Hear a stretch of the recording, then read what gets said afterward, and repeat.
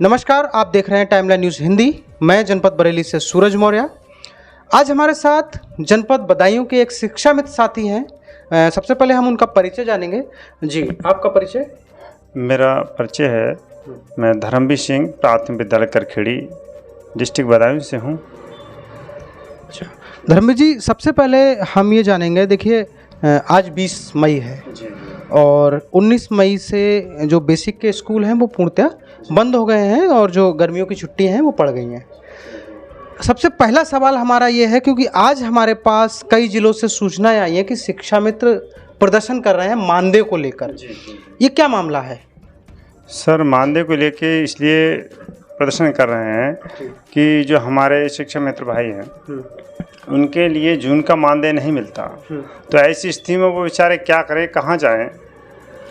और नहीं, जून तो अभी आई नहीं है ना, वो अभी प्रदर्शन कर रहे हैं मानदेय को लेकर। तो कौन सा मानदेय? क्या मई या फिर जो अप्रैल गुजरा है इसका मानदेय आपका आ गया? अच्छा, ये सर देखिए, अभी तक कुछ जिलों में आ गया है, कुछ जिलों में अभी तक नहीं आया सर। अगर मैं आपके जनपद बदायूं की बात करूं तो बदायूं में कौन से महीने तक मानदेय मिल चुका है? बदायूं में अप्रैल तक का मिल चुका है सर। अच्छा, अप्रैल का मानदेय बदायूं में मिल चुका है। अच्छा, दूसरी बात यह है कि जून के मानदेय की आप बात कह रहे थे। जी जी। तो जून का मानदेय आपको मिलता है, नहीं मिलता है? जून का मानदेय सर हमें नहीं मिलता है। अच्छा, आपके साथ संविदा कर्मी एक हैं जो पूर्व माध्यमिक विद्यालयों में पढ़ाते हैं, अनुदेशक लोग उसमें, क्या उनको जून का मानदेय मिलता है? उनको भी नहीं मिलता है। अच्छा, तो धर्मवीर जी, मेरा ये सवाल है कि 11 महीने आपको मानदेय मिलता है। जी जी।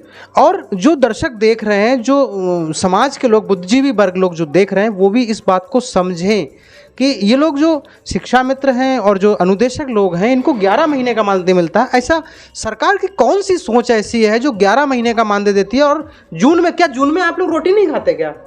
जी, जून में परिवार रोटी नहीं खाता? परिवार भी रोटी खाता है सर, दवा गोली भी चलती है, बुजुर्ग माता पिता हैं, उनकी भी देखरेख करनी पड़ती है। फिर वो कैसे, आप जून का कैसे महीना आप गुजारते हैं? सर, जून का महीना इधर उधर काम करके सर गुजारते हैं। कौन से काम? मजदूरी, दिहाड़ी मजदूरी, कैसे काम? अब जो भी है सर, हमारा खेती बाड़ी का काम है, दिहाड़ी मजदूरी है, जो भी मतलब देखते हैं हम लोग, तो वो सर करना पड़ता है हमें एडजस्टमेंट। नहीं, लेकिन सभी शिक्षा में तो मुझे नहीं लगता कि मजदूरी करते होंगे। सभी शिक्षा में तो नहीं कर पाएंगे। सभी तो नहीं कर पाएंगे सर, ये तो बस सच है सर। अब इसमें बड़ा दयनीय स्थिति हो चुकी है सर हम लोगों की, क्योंकि हमारा एज जो है वो बहुत ज़्यादा, मतलब ये 50 तक के आसपास है, 40 से सब ऊपर है सर। आपकी कितनी एज हो चुकी है? मेरी सर 42 ईयर है सर। अच्छा, अगर मैं परिवार की बात करूं तो आपके परिवार में आपका कौन कौन है? परिवार में सर मेरे बुजुर्ग माता पिता हैं और मेरे 2 बेटे हैं। सर हम 6 लोग हैं सर परिवार में। 6 लोग हैं जी। और पत्नी? पत्नी जी, पत्नी है। तो बच्चे पढ़ाई कहाँ कर रहे हैं, कौन कौन सी क्लास में? पढ़ाई सर, एक 10th में आया है, एक ने 10th के एग्ज़ाम दिया अभी। तो क्या 10,000 मानदेय में आपका बच्चों की पढ़ाई, खर्चा, दवाई, ये सब नहीं हो पा रही सर? बहुत ज़्यादा दयनीय स्थिति है। बच्चों की कभी फीस भी जमा नहीं कर पाते हैं टाइम से, और मम्मी पापा की दवा गोली भी चलती है तो उनकी दवा गोली भी बड़ा हम नहीं करा पाते हैं ठीक से। ये बहुत बड़ी समस्या है सर। इसके लिए पता नहीं हमने, मतलब क्या हमसे गलती हुई जो सरकार जो हमारे प्रति नहीं सोच पा रही है अब तक। सरकार को सोचना चाहिए सर इसके बारे में कि हमने कुछ गलती तो की नहीं है, कुछ गुनाह तो किया नहीं है। हम सरकार तो ये कह रही है कि आप टेट पास कीजिए। तो टेट तो हमने पास कर रखा है सर। अच्छा, आप टेट पास हैं? जी, हम टेट पास। फिर कहाँ दिक्कत है? फिर ऐसी क्या दिक्कत है? अब दिक्कत ये है सर, सरकार कहती है कि हमारे लिए अब सुपर टेट हम कराएंगे, उसके बाद आप उसमें फाइट करिए सुपर टेट में। तो सुपर टेट में अभी 40-45% पिछली भर्ती हुई थी, उसके हिसाब से हमने फाइट भी किया उसके लिए। 50% मार्क्स भी लेके आए सुपर टेट में, लेकिन उन्होंने वो वेटेज नहीं दिया उसमें। अच्छा, जो सुप्रीम कोर्ट ने ऑर्डर कर रखा है कि हम आपको वेटेज देंगे, वेटेज आपको नहीं मिला? जी, वो वेटेज नहीं मिला। अगर वो वेटेज लगा देती सरकार तो उसमें हमारा हो जाता सर। अच्छा जी। तो फिर दोबारा सर, अब देखो, अगर सरकार निकालती है वैकेंसी तो हम उसमें कोशिश करेंगे। आपकी क्वालिफिकेशन क्या है? क्वालिफिकेशन तो सर मेरी ग्रेजुएशन है प्लस BTC और सर यही है सर, BTC टेट भी है सर। क्या देश के अन्य प्रदेशों में कि अगर हम बात करें तो अन्य प्रदेशों में एक शिक्षक की जो अधिकतम योग्यता है वो क्या है, ऐसी कोई आपको जानकारी है? सर अधिकतम योग्यता टेट पास है। टेट पास जी। फिर उत्तर प्रदेश में ये सुपर टेट आप लोगों को लगाई गई है, सभी जो शिक्षक भर्ती है उनके लिए सुपर टेट अनिवार्य किया गया है? जी जी, ओनली यूपी स्टेट में ही सुपर टेट लागू है। अन्यथा अदर स्टेटों में टेट ओनली टेट पास ही भर्ती की मतलब में लिए जाएंगे। लेकिन जो भी दर्शक देख रहे हैं, सबसे विचित्र बात है ये कि जो लोग 11 महीने काम कर रहे हैं और एक शिक्षक का काम कर रहे हैं, स्कूल में पढ़ा रहे हैं, और जून के महीने में उनको मानदेय नहीं मिलता। आखिर जून के महीने में ये लोग कहाँ जाएं, कैसे अपने परिवार का भरण पोषण करें? अच्छा, एक सवाल और है कि आपके साथ साथ अन्य टीचर भी हैं जी। जून के महीने में उनके साथ क्या है, उनकी स्थिति क्या है? उनको वेतन मिलता है या नहीं मिलता, या उनके लिए भी नहीं मिलता? और टीचर हैं सर, उनके लिए तो मिलता है सर, जो सरकारी है। जी सरकारी टीचर हैं, उनके लिए तो सर पूरा पेमेंट मिलता है, उनकी तो 50-60 हज़ार रुपये आसपास। तो आप लोगों ने कभी मांग नहीं की इस चीज़ को लेकर? इसके लिए मांग की है सर सरकार से कि सर हमारा भी कुछ मानदेय बढ़ाया जाए। इसके बारे में सरकार अभी तक कुछ नहीं कर पा रही है, सिर्फ आश्वासन देती है कि हम कोई ना कोई हल निकालेंगे, कोई ना कोई बीच का रास्ता निकालेंगे। सरकार इस प्रकार आश्वासन दे के छोड़ देती है, अभी कोई स्थायी समाधान नहीं निकाल पाई सरकार। हालांकि सरकार कई बार कह चुकी है कि हम कोई ना कोई स्थायी समाधान निकालेंगे, नई शिक्षा नीति आ रही है, हम उसमें कोई ना कोई समाधान उसमें। अच्छा, क्या आप जब अखिलेश सरकार के दौरान अध्यापक बनाए गए थे तो आप अध्यापक बने थे? जी। अच्छा, कितनी साल आपने नौकरी की? उसमें सर हमने 3 साल नौकरी की सर। हाँ। तो उस दौरान तो आपके रहन सहन, आपके बच्चों की पढ़ाई, शिक्षा, परिवार का खान पान सब बदल गया होगा? जी। और फिर क्या हुआ? उस समय तो सर हमारा ये विचार बदल गया था कि हम अपने बच्चों को शहर में पढ़ाएंगे, लिखाएंगे, उनको भी अच्छे से शिक्षा दिलाएंगे, ये सपना था। अब जैसे ही ये समाज निरस्त होता है वैसे ही सारा सिस्टम बदल गया, और बच्चे प्राइवेट अच्छे स्कूल में पढ़ रहे थे, जहाँ अच्छी से कोचिंग ले रहे थे, 2-2 कोचिंग चल रही थी। अब बच्चों की कोचिंग भी बंद हो चुकी हैं और बच्चे हमारे ऐसी मतलब जो है बिना कोचिंग के ही ऐसे पढ़ रहे हैं। अच्छा धर्मवीर जी, एक सवाल है मेरा, और शायद हो सकता है आपको यह सवाल खटक जाए। शिक्षा मित्र कहते हैं कि उन्होंने स्कूल में बहुत अच्छा कार्य किया, स्कूलों में पढ़ाया, फिर शिक्षा मित्र अपने बच्चों को स्कूलों में क्यों नहीं पढ़ाया? वो तो उसी गांव के हैं ना। जी। आपने कहा कि हमने अंग्रेजी अच्छे स्कूलों में पढ़ाया, आपको क्या लगता है कि सरकारी स्कूल अच्छे हैं या नहीं है? सरकारी स्कूल अच्छे हैं सर। हाँ। फिर आपने अपने बच्चों को सरकारी स्कूलों में पढ़ाया? जी हाँ, मैंने 5वीं तक अपनी प्राइमरी स्कूल में पढ़ाया बच्चों के लिए। अच्छा जी।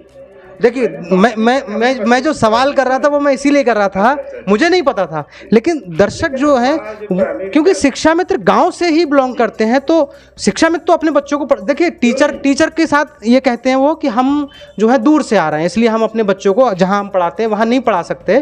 लेकिन पढ़ाना उनको भी चाहिए, जहां वो रहते हैं वहां तो सरकारी स्कूल है, वहां पढ़ाना चाहिए। और यदि आपने अपने बच्चों को जो गाँव में सरकारी स्कूल है वहां तक पढ़ाया तो ये बहुत अच्छी काबिल तारीफ है। इसके लिए मैंने अपने दोनों बेटों के लिए प्राइमरी स्कूल से मतलब पढ़ाया उनके लिए। अच्छा, उसके बाद जब हायर एजुकेशन के मतलब जरूरत पड़ी तो हमने शहर के लिए मतलब कोशिश की बच्चों के लिए कि हम शहर में जाके बच्चों का एडमिशन करा दें, तो वहाँ हमारे बच्चे पढ़ जाएं। आपकी प्रथम नियुक्ति की अगर हम बात करें तो शिक्षा मित्र के रूप में कब हुई थी? हमारी प्रथम नियुक्ति सर 3 मई 2001 के लिए हुई थी। 2001 में? जी। उस समय बेसिक स्कूलों के हालात क्या थे? थोड़ा हम दर्शकों को चाहेंगे कि आप उस समय, क्योंकि आपने 2001 की नियुक्ति है और मुझे लगता है उसी समय, मैं बताना चाहूँगा उसी समय शायद कल्याण सिंह जी की सरकार के दौरान शिक्षा मित्रों की नियुक्ति हुई थी, और आप शायद पहले बैच के रहे होंगे, पहले या दूसरे बैच के रहे होंगे। उसी समय शिक्षा मित्र योजना चली थी। उस समय बेसिक के स्कूलों के जो हालात थे वो क्या थे?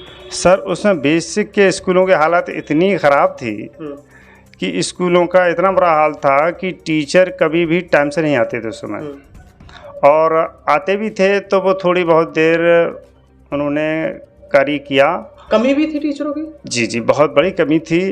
और हर स्कूल में 1-2 टीचर थे, ऐसा नहीं कि 3 टीचर 4 टीचर, ऐसा नहीं था। उस समय मैक्सिमम स्कूलों में अकेले टीचर थे। तो इसीलिए तो शिक्षा मित्रों के लिए जिम्मेदारी दी गई कि शिक्षा मित्र वहाँ के हैं और वो अच्छे से टाइम से भी आ जाएंगे और अच्छी शिक्षा भी देंगे। और हमारा जो चयन हुआ था वो टॉप मेरिट वाले जो थे स्टूडेंट, उनमें से मतलब चयन हुआ था। अच्छा जी। मतलब गांव में कितने लोगों ने आवेदन किया था उस समय? हमारे साथ उसमें 11 लोगों ने आवेदन किया था। क्योंकि 2001 की बात है, उस समय इंटर पास होना गांव में, ग्रामीण परिवेश में इंटर पास होना बड़ा मुश्किल बात थी। लोग बहुत थी सर उस समय हमारे यहाँ इंटर पास जिसने कर लिया उसने बहुत बड़ी बात थी, क्योंकि ग्रामीण क्षेत्र था हमारा, तो बच्चे शहर में मतलब बहुत कम पहुंच पाते। या कह सकते हैं आप अपनी ग्राम पंचायत की क्रीम हुआ करते थे। जी जी जी हाँ, हम अपनी ग्राम पंचायत में टॉपर थे सर। 11 बच्चों ने आवेदन किया था, 11 में हमारा टॉप नंबर था। ये देखिए कितनी दुविधा है, कितना दयनीय स्थिति है। जो अपनी ग्राम पंचायत के कभी टॉपर हुआ करते थे, आज वे दर दर की ठोकरें खा रहे हैं, उनको जून का मानदेय भी नहीं मिलता। ये बड़ी विचित्र बात है और इसके लिए देखने वाले सभी बुद्धिजीवियों वर्ग को सोचना चाहिए। जो भी नीति निर्माता हैं उनको भी सोचना चाहिए कि वे युवा जो 2000 और 1999 में, 2000 में, 2001 में जो एक गांव के योग्य लोग थे और आज उन्होंने शिक्षा मित्र बन के जब बेसिक की शिक्षा को सजाया संवारा और आज वो इस कंडीशन पर है कि वो नौकरी के लिए सरकार से गुहार लगा रहे हैं। शिक्षा के मामले में तो सर हमारे यहाँ गाँव के बच्चे बहुत कम स्कूल जाते थे, क्योंकि वहाँ अकेले टीचर तो वो मतलब देख ही नहीं पाते थे बच्चों के लिए। लेकिन जब हम स्कूल में पहुँचे तो सर जो विद्यालय बिल्कुल बच्चे नहीं जाते थे, 14-15 साल के बच्चे थे, वो भी बच्चे हमारे साथ साथ पीछे पीछे आने लगे और बड़ा खुशी खुशी से मतलब बच्चे जाते थे स्कूल के लिए। हमारे यहाँ पर 95% उपस्थिति रहती थी उस समय सर। 95% बिल्कुल बच्चे इतने भर जाते थे चारों कमरों में कि बहुत अच्छा लगता था उस समय। हमारे पड़ोस के क्या पूरे गांव के बच्चे बड़ा ये खुशी में जाते थे, अरे हम वो हमारे चाचा जी हैं, कि वो हमारे ताऊ जी हैं, कि वो हमारे भैया जी हैं। तो बच्चे बड़ा खुशी खुशी जाते थे विद्यालय के लिए, तो हमें भी बड़ा अच्छा लगता था। अब भाई मार तो नहीं पाते थे हम, उनके लिए बड़ा प्यार से हम भी पढ़ाते थे और बच्चों को इतना लगाव था कि बहुत ज़्यादा लगाव था कि बच्चे छुट्टी का टाइम हो जाता था उस टाइम तक नहीं छोड़ते थे। अच्छा, जब आप अध्यापक बने, सहायक अध्यापक बने, स्कूल गए, उसके बाद न्यायालय का फैसला आया और जब आपको पहली बार पता चला कि आपका समायोजन निरस्त हो गया, उस समय आपका कैसा लगा? सर उस समय तो इतना बुरा लगा कि 2-3 दिन तक समझिए खाना भी अच्छा नहीं लगा और हमारे घर में बच्चे सब उदास, खाना पीना सब बेकार छोड़ दिया 2-3 दिन के लिए। लेकिन तब से बड़ा माइंड भी बड़ा बेकार सा हो गया सर। ये समझ लीजिए कि जो मेमोरी है उसको बिल्कुल डिप्रेशन टाइप में वाला जो है माइंड रहता है। कोई भी काम करते हुए अच्छा नहीं लगता, या फिर घर परिवार में भी बड़ा। अच्छा, आपके विद्यालय में कौन कौन है आपके अलावा? हमारे विद्यालय में 3 लेडीज़ हैं, सहायक अध्यापक न 2 सहायक अध्यापक लेडीज़, 1 जेंट्स सहायक अध्यापक और हम 2 लोग हैं शिक्षा में, 1 लेडीज़ 1 जेंट्स। हेड भी है? हेड भी हैं। हेड की क्वालिफिकेशन क्या है? हेड की वो भी ग्रेजुएशन प्लस बीटीसी हैं। टेट है? टेट हैं। Super TET? नहीं, सुपर टेट नहीं है वो। सुपर टेट नहीं, सुपर टेट नहीं है वो। यानी कि आप भी ग्रेजुएट हैं, टेट हैं, और वो भी जो हेड हैं वो भी उनकी बराबर आपकी योग्यता है? जी हाँ, उनके बराबर हमारी योग्यता है सर। वो टेट पास हैं ओनली और हम भी टेट पास। ये मैं इसलिए पूछ रहा हूँ कि जो दर्शक देख रहे हैं वो ये बात को समझ सकें, जो शिक्षा मित्र को कहते हैं कि कम पढ़े हैं, इनके हेड जो हैं जितनी योग्यता वो रखते हैं उतनी ही योग्यता ये रखते हैं, लेकिन ये शिक्षा मित्र हैं और वो हेड हैं। वो सैलरी ले रहे हैं एक अध्यापक की और आप सैलरी ले रहे हैं 10,000। जी जी। चलिए, जो दर्शक शिक्षा मित्र देख रहे हैं उनके लिए कोई संदेश आपका? शिक्षा मित्रों के लिए संदेश है कि वो अब तक जो लगे रहे उस धैर्य को बनाए रखें। हमने यदि अच्छा किया है तो हमारे साथ अच्छा ही होगा सर। और ये हम समझ रहे हैं कि हमने देश सेवा की, देश सेवा से बढ़कर के कोई चीज़ नहीं है।